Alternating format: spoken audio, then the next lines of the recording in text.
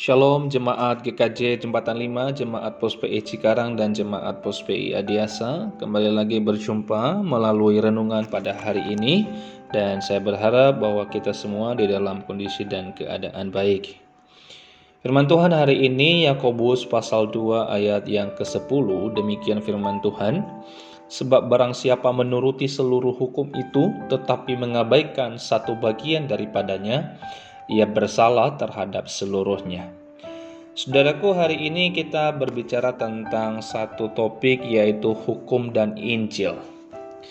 Saudaraku, disadari atau tidak, kita memiliki standar kita sendiri untuk menilai apakah seseorang pantas untuk mendapatkan kasih, perhatian, dan kekaguman kita lebih daripada orang lainnya. Saudara yang dikasihi Tuhan, banyak orang yang telah dilahirkan baru namun terjebak dalam hukum dosa ini. Yakobus menyatakan bahwa memandang muka bukan saja tidak baik, namun sikap dan perbuatan ini juga melanggar hukum. Dan karena itu Yakobus menegaskan bahwa orang yang memandang muka adalah orang yang berdosa dan melanggar hukum di dalam ayat yang ke-9.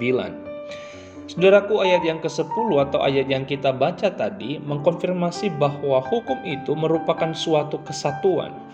Maka saudaraku, jika salah satu dilanggar dari hukum itu, maka melanggar seluruh hukum itu. Saudaraku, inti dari hukum adalah kasih. Tanpa memahami semangat kasih dan mengasihi orang lain, maka seseorang belum memahami hukum.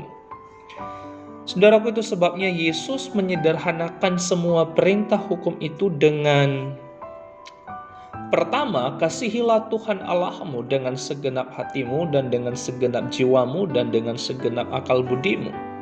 Kedua, kasihilah sesamamu manusia seperti dirimu sendiri.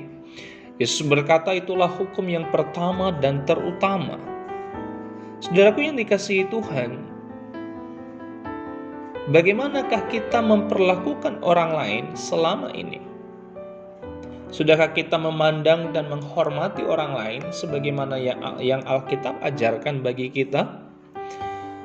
Kiranya kita, saudaraku, tidak terjebak dalam ukuran dan standar kita sendiri, tetapi selalu berdasarkan kepada hukum Allah yang pertama dan terutama di dalam kita melakukan atau menilai kehidupan orang lain dan di dalam kita mengasihi orang lain. Kiranya Injil Kristus itu yang selalu menjadi acuan kita, yang menjadi standar kita, menjadi ukuran kita di dalam mengasihi, menilai orang lain. Tuhan Yesus memberkati. Mari kita berdoa. Tuhan, kami bersyukur untuk kasih yang telah Engkau nyatakan buat setiap kami. Dan di dalam keseharian kami, di dalam kami mengasihi, jika seringkali kami memandang muka, Tuhan ampuni kami dan ingatkan kami akan Injil Kristus yang telah menyelamatkan kami di dalam karya-Mu, Tuhan, agar kami juga boleh mengasihi sesama kami tanpa memandang muka. Terima kasih, kami berdoa bersyukur demi nama Tuhan Yesus Kristus. Amin. Sampai jumpa saudaraku, jemaat terkasih, di lain waktu. Tuhan Yesus memberkati. Shalom.